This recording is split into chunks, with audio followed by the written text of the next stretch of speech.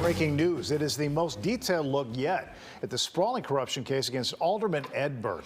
In a brief made public today, prosecutors called the longtime dean of the Chicago City Council thoroughly corrupt.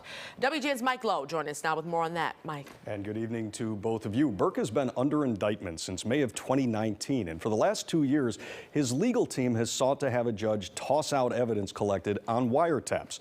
Today, federal prosecutors responded with a 227-page brief that they say shows why the wiretaps are key to the case.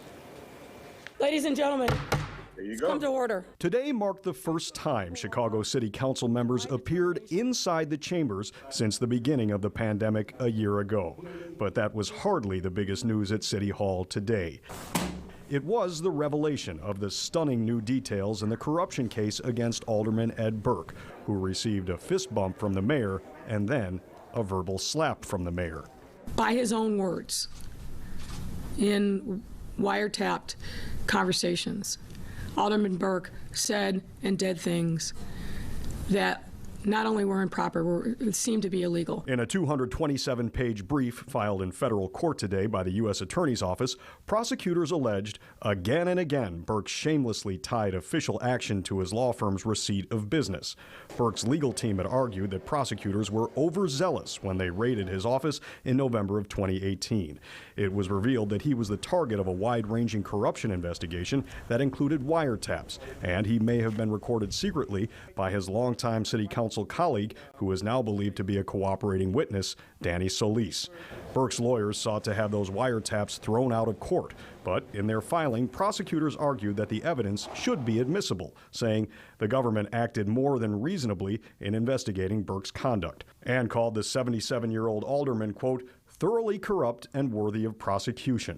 Burke was charged in January of 2018 and indicted in May of that same year on 14 counts, including racketeering, federal program bribery, and attempted extortion.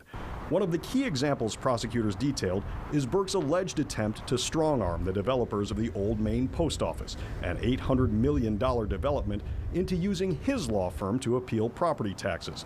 Burke allegedly made an anti-Semitic comment about a Jewish lawyer, quoted in the document as saying, "Well, you know as well as I do, Jews are Jews, and they'll deal with Jews to the exclusion of everybody else, unless there's a reason for them to use a Christian." Federal Judge Robert Dow is presiding over the case and has given Burke's lawyers until June to respond. He has not set a new timeline for the trial to begin, but the mayor says it's time for Burke to leave. There's no place in public life for somebody like him, who used his office in a corrupt fashion, who has cost the taxpayers of this city untold tens of millions, if not more, dollars by the way he ran the workers' compensation program for years with no oversight.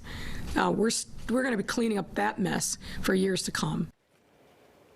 And Burke has pleaded not guilty to the charges and told reporters at City Hall today that he would, quote, respond in court. Back to you.